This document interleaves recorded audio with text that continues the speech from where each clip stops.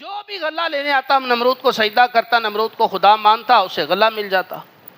یہاں تک کہ حضرت ابراہیم علیہ السلام بھی آئے، آپ نے غلہ مانگا، اس نے کہا مجھے خدا مانو، آپ نے فرمایا نہیں، خدا ایک ہی اللہ وحدہ لا شریک ہے۔ اب نمرود نے اصرار کیا، حضرت ابراہیم علیہ السلام نے آپ نے غلے کی خاطر اسے سجدہ نہیں کیا، آپ نے فرمایا غلہ نہیں دینا تو نہ دے، لیکن میں تجھے خدا نہیں مانتا، خدا صرف ایک اللہ کی ذات ہے۔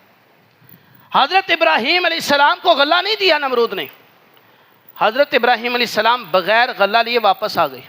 جب اس کے محل سے واپس آئے نا تو دل میں خیال آیا کہ گھر جاؤں گا تو گھر والے پوچھیں گے غلہ نہیں لائے، کوئی اناج نہیں لائے، گھر میں کھانا کیسے تیار کرے؟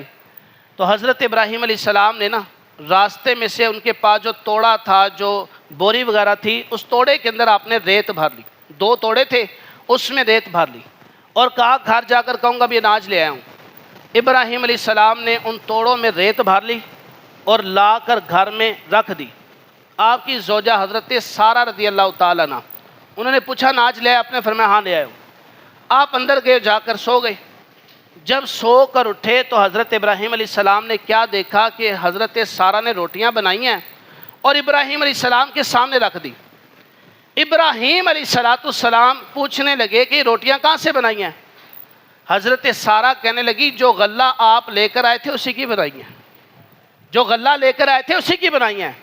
ابراہیم علیہ السلام دل میں سوچنے لگے میں تو ریت لے کر آیا تھا، مجھے تو نمرود کے محل سے غلہ ملا ہی نہیں تھا، میں تو ریت رستے سے لے آیا تھا۔